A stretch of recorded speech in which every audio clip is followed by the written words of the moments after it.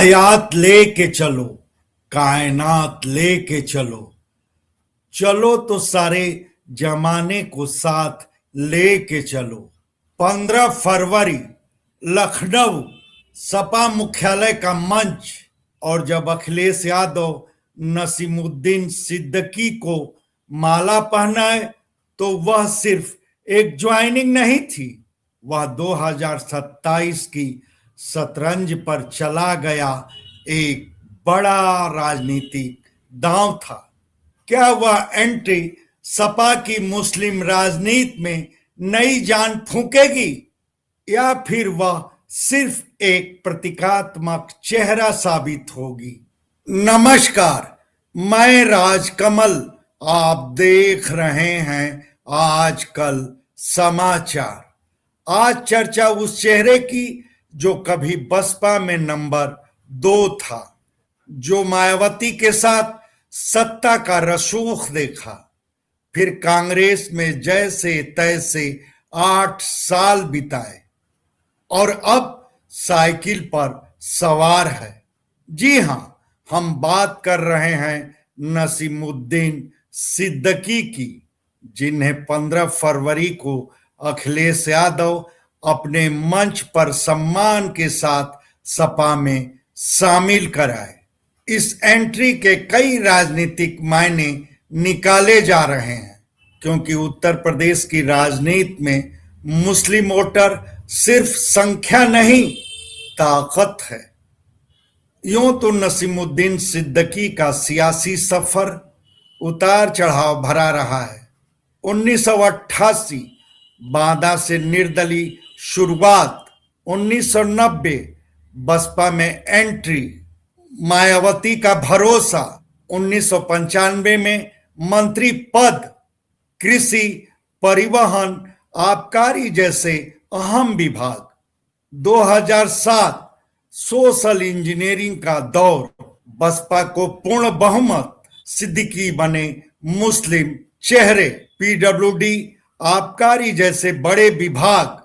मगर 2017 की हार के बाद तस्वीर बदली, जिम्मेदारियां छीनी, आरोप लगे, पार्टी से बाहर। फिर कांग्रेस का दामन, 2019 बिजनौर से लोकसभा चुनाव, जमानत तक जब्त, इस साल जनवरी में कांग्रेस से भी विदाई, और अब सपा। सवाल कि आखिर सपा को नसीमुद्दीन की जरूरत क्यों? यूपी में मुस्लिम आबादी करीब 19% है। पश्चिमी यूपी के कई जिलों में 30 से 45% तक। 2022 विधानसभा चुनाव, 70 से 75% मुस्लिम वोट सपा गठबंधन को गया, फिर भी बहुमत से दूर। सब जोड़कर भाजपा को लगभग 41% वोट, सपा को करीब 36%, 5% का फर्क, 45-50 सीटों का अंतर। यानी 2027 में सत्ता वापसी के लिए सपा को सिर्फ वोट नहीं, संगठन और विस्तार चाहिए। सपा में लंबे समय तक मुस्लिम राजनीति का बड़ा चेहरा रहे आजम खान, मगर कानूनी मामलों और स्वास्थ्य कारणों से उनकी सक्रियता सीमित हो चुकी है। वरिष्ठ नेता अहमद हसन का भी निधन हो चुका है। ऐसे में सवाल उठता है, क्या सिद्दीकी इस खालीपन को भर पाएंगे? तब क्या है सिद्दीकी की ताकत? संगठन कौशल, पश्चिमी यूपी से बुंदेलखंड तक नेटवर्क, मौलवियों, मदरसों और बिरादरी सम्मेलनों पर पकड़, बूथ लेवल रणनीति। 2007 में बसपा को 30% से ज्यादा मुस्लिम वोट मिला, जिसका श्रेय उन्हें दिया गया। मगर आलोचक कहते हैं विश्वसनीयता की परीक्षा अभी बाकी है, जांचें लंबित हैं। सत्ता पक्ष उन्हें निशाने पर ले सकता है, 2027 की असली चुनौती। अगर मुकाबला सीधा भाजपा और सपा के बीच हुआ तो सिर्फ मुस्लिम वोट काफी नहीं होगा। अखिलेश यादव की रणनीति स्पष्ट है, पिछड़ा, दलित, अल्पसंख्यक गठजोड़। सवाल यही, क्या सिद्दीकी इस बड़े सामाजिक समीकरण में सिर्फ मुस्लिम चेहरा होंगे या गेम चेंजर? उनकी उम्र 66 साल, नई पीढ़ी डिजिटल राजनीति में सक्रिय। क्या वह सोशल मीडिया युग की राजनीति पकड़ पाएंगे?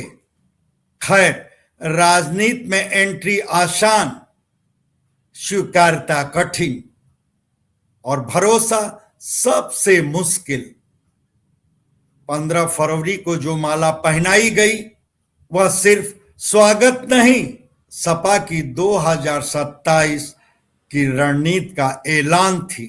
मगर राजनीति में शेर पढ़ना काफी नहीं होता, जमीन पर शेर साबित होना पड़ता है।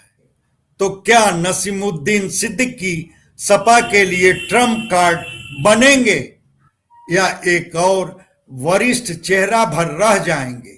आप क्या सोचते हैं? अखिलेश यादव का यह फैसला 2027 का गेम बदल देगा? अपनी राय हमारे कमेंट बॉक्स में जरूर लिखें। धन्यवाद। आपसे आग्रह है कि हमारे वीडियो को लाइक करें, शेयर करें, चैनल को सब्सक्राइब करें और फेसबुक यूजर हैं तो हमारे पेज गाजीपुर आजकल समाचार को फॉलो करना ना भूलें।